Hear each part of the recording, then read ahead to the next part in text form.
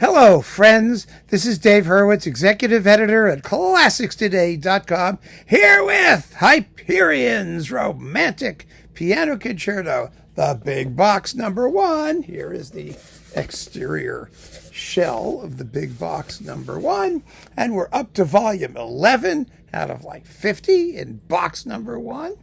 And oh wow, this has, let's see, Scharwenka piano concerto number 4, in F minor, labeled as the first recording, and Emil von Sauer's piano concerto number 1, also billed as a first recording, with Stephen Hough and the City of Birmingham Symphony Orchestra under Lawrence Foster.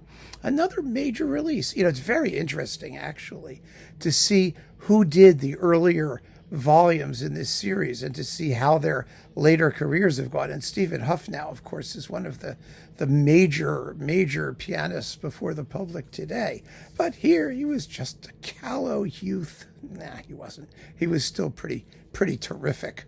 I think this postdates his initial recordings for Virgin Classics, Liszt and some other stuff that was terrific too.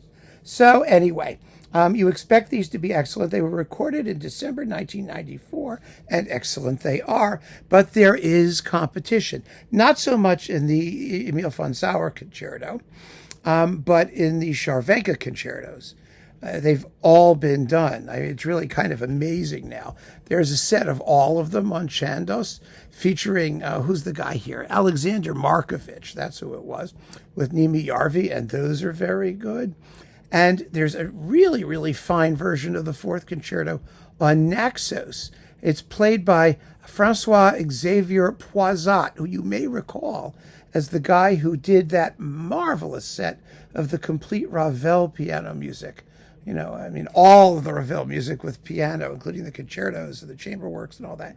Really a fine pianist who was as good as unknown when he made his recording of the fourth piano concerto for Naxos. So those are serious contenders. And it's really going to depend.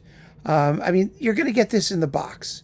So we're not talking about it separately anymore. And all of the Scharwenka concertos are in the box here. But they're all different pianists, or three of them. 3 pianists do 4 concertos. So I don't want to put them all in a clump. I'd rather talk about them separately. They're fine works. Scharwenka's dates, in case you didn't know, were 1850 to 1924. And he was a really decent piano composer. He's a good composer. He writes good tunes. He structures his works effectively. He knows how to orchestrate. He was a fine composer. And so his 4 piano concerti are really worth hearing. And there's no reason for their neglect. And I see, on records now, there's plenty of competition. When we get to the first concerto, there's a whole bunch of them. You've got Earl Wild and other people like that. It really is fascinating how frequently some of these pieces have been recorded since, but you'll still never see them live. And it seems to me a terrible pity because you've got these really talented pianists, including Hough and Poisat and others who learn these works, and they're in their repertoire. So why on earth does not a major orchestra or conductor with a little bit of imagination do these pieces? It's not like they're going to scare away the audience. They're not horrifying and modernist and terrifying, but that's the way it is. Anyway, so you've got Stephen Hough and Foster doing an excellent performance of this concerto. Both of these concertos are quite interesting. They are 4-movement concerti, and I just like that. I like the symphonic structure. It creates a little bit more variety and takes some of the pressure off the composer to write a majorly effective sonata form first movement, which they very seldom do in the Romantic period. So you've got an Allegro Patetico. It's in F minor. Yeah. Haydn's key of abandonment and loneliness. And we've got an intermezzo, which is Allegretto molto tranquillo, a slow movement, marked sadly, and an Allegro con fuoco finale, which is fuoco. It's got lots of fuoco here. It's really good and fuoky. Then Sauer's the same thing. Now, he lived from 1862 to 1947. It's another attractive work. It's only 30 minutes long in 4 movements. You've got an opening Allegro Patetico, So that's nice. It's an E minor as opposed to F minor. Then a molto vivace scherzo, a beautiful cavatina.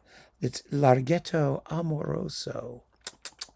Yes, lovely. And a rondo, a tempo giusto, concluding rondo. It's only 4 and a bit minutes long.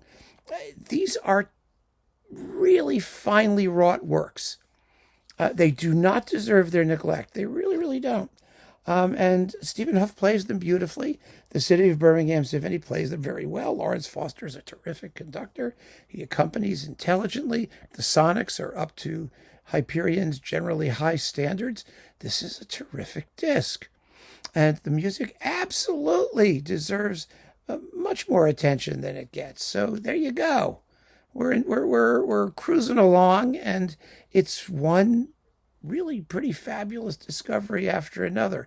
It's only sort of when we get to the end of this series that you get a sense that they might be kind of scraping the bottom of the barrel. I mean, there's an endless number of works they could choose from, but these were composers who, in their day, were admired and who had obvious, self-evident compositional gifts. You know, they don't need any special pleading. They really don't. So give these a shot as part of your gigantic box, and you'll find that this may stand out as something really, really worth hearing.